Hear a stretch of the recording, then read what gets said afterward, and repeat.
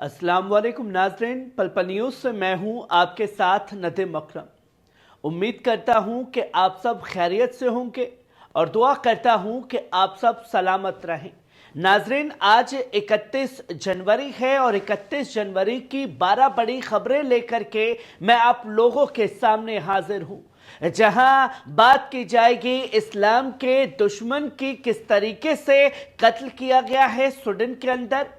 वहीं हम बात करेंगे शहीद मोहम्मद दैफ की, जिसने जम करके इजराइल से मुकाबला किया और अंत में शहादत को गले लगा लिया। वहीं हम बात करेंगे ईरान के सख्त बयान की जो अमेरिका को दिया गया है। ये तमाम बड़ी खबरें आप लोगों के सामने होंगी, पर शुरुआत करते हैं पहली खबर से जो आप अपनी स्क्रीन पर देख रहे हैं। स्वीडन में कुरान शरीफ जलाने वाले सेल्वान मोमिका को उसके अपार्टमेंट में गोली मारकर हलाक कर दिया गया है। रिपोर्ट्स के मुताबिक मोमिका को करीबी फासले से निशाना बनाया गया और उसकी मौके पर ही मौत हो गई। मोमिका इस्लाम के मुकद्दस किताब कुरान को जलाने और मुसलमानों के जज्बात को भड़काने की हरकतों से मशहूर हुआ था, जिसके बाद उसे आलमी सतह पर सख्त मुजम्मत का सामना करना पड़ा था। अब सवाल यह है कि क्या यह एक इंतकामी कार्रवाई थी या इसके पीछे कोई साजिश थी। स्वीडिश हुकूमत इस वाक़े की तफ्तीश कर रही है। वहीं आप दूसरी खबर अपनी स्क्रीन पर देख सकते हैं। अल-कस्साम ब्रिगेड के कमांडर मोहम्मद दैफ शहीद। हमास के तर्जुमान अबू उबैदा ने ऐलान किया है कि अल-कस्साम ब्रिगेड के सरबराह मोहम्मद दैफ शहीद हो गए हैं। मोहम्मद दैफ हमास के जंगी ऑपरेशंस में एक अहम किरदार निभा रहे थे और उनकी क़ियादत में कई बड़ी फौजी कार्रवाइयां अंजाम दी गई। उनकी शहादत हमास के लिए एक बड़ा नुकसान समझी जा रही है, जिससे फलस्तीनी मज़ाहमत को एक नई चुनौती का सामना करना पड़ेगा। वहीं आप तीसरी खबर अपनी स्क्रीन पर देख सकते हैं। तुर्की का समुद्री ताकत में इजाफा। तुर्की ने अपनी समुद्री ताकत को मजीद मजबूत करने के लिए जंगी जहाज आयतन पनडुब्बियां और अपने पहले मुकामी तौर पर तामीर किए गए एयरक्राफ्ट कैरियर की तामीर में तेजी ला दी है।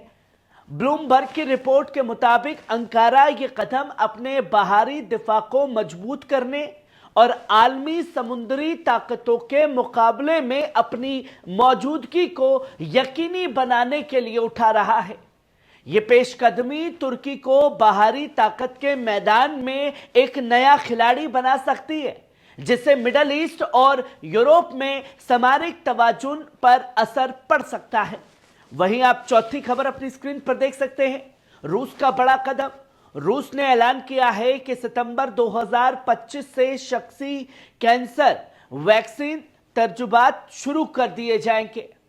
ये वैक्सीन उन रूसी कैंसर मरीजों के लिए मुफ्त होगी जो इस इलाज के अहल होंगे।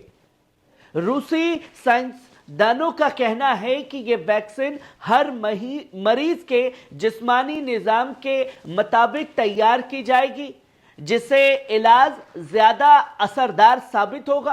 अगर ये तजुर्बा कामयाब होता है तो रूस कैंसर के इलाज में एक नई इनकलाबी तब्दीली लाने वाला पहला मुल्क भी बन जाएगा। वहीं आप पांचवी खबर अपनी स्क्रीन पर देख सकते हैं। सेल्वान मोमिका के साथी नजम को भी धमकियां दी गई, अब तुम्हारी बारी है। सेल्वान मोमिका के दोस्त नजम, जो कुरान साजी के वाक़े में उसके साथ था, अब मौत की धमकियों का सामना कर रहा है। रिपोर्ट्स के मुताबिक मुख्तलिफ अफराद उसे मैसेज भेजकर कह रहे हैं अब तुम्हारी बारी है। सेल्वान मोमिका को हाल ही में स्वीडन में उसके अपार्टमेंट में गोली मारकर हत्या कर दी गई। अब सवाल यह उठता है कि क्या नजम भी इसी अंजाम तक पहुंचेगा या स्वीडिश हुकूमत उसे कोई तहफ्फुज देगी। वहीं आप छठी खबर अपनी स्क्रीन पर देख सकते हैं। अमेरिका में शामिल होने से ग्रीनलैंड ने साफ तौर पर इनकार कर दिया है।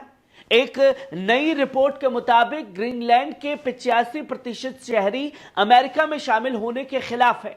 अवाम डेनमार्क के साथ मौजूद ताल्लुकात बरकरार रखने या मुकम्मल आज़ादी हासिल करने को ज्यादा पसंद कर रही है।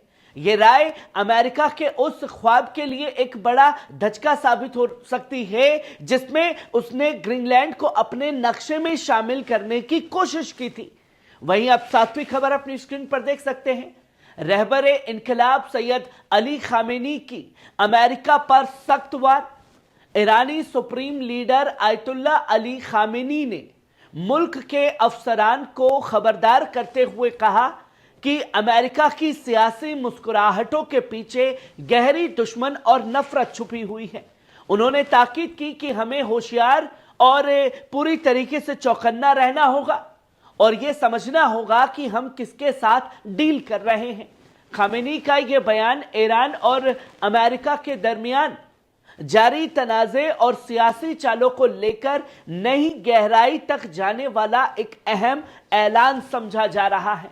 वहीं आप आठवीं खबर अपनी स्क्रीन पर देख सकते हैं।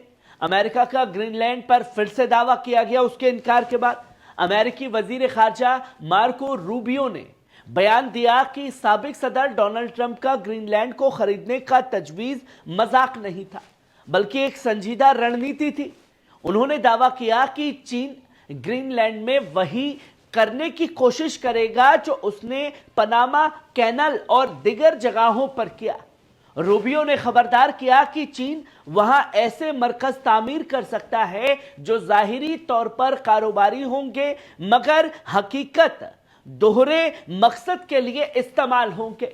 किसी भी तनाज़ा की सूरत में चीन अपनी बाहरी अफवाज को वहां तैनात कर सकता है और आर्कटिक में अपनी मौजूदगी को मजबूत बना सकता है।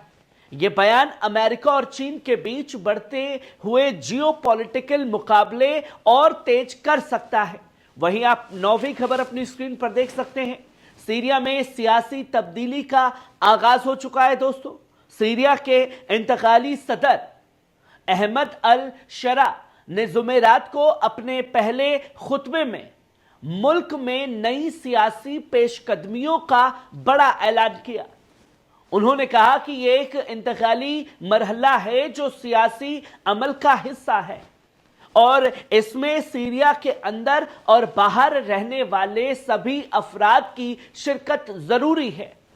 अल शरा ने यकीन दिलाया कि यह नया निजाम किसी को भी महरूम करने या हाशिए पर डालने के बजाय सबकी बराबर शिरकत पर यकीन रखता है। उन्होंने ऐलान किया कि एक ऐसी इंतकाली हुकूमत कायम की जाएगी जो सीरिया की रंगारंग आबादी की नुमाइंदगी करेगी और मुल्की इदारों की तामीर में अहम किरदार भी अदा करेगी। अल शरा यही नहीं रुके, उन्होंने ये भी कहा कि एक मुंतखब तशरी काउंसिल के लिए तैयार की जाएगी जो इंतकाली दौर में कानूनी खलल और लीगल वैक्यूम को पूरा करेगी।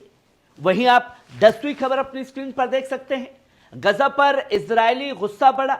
गजा हमास है, हमास गजा है।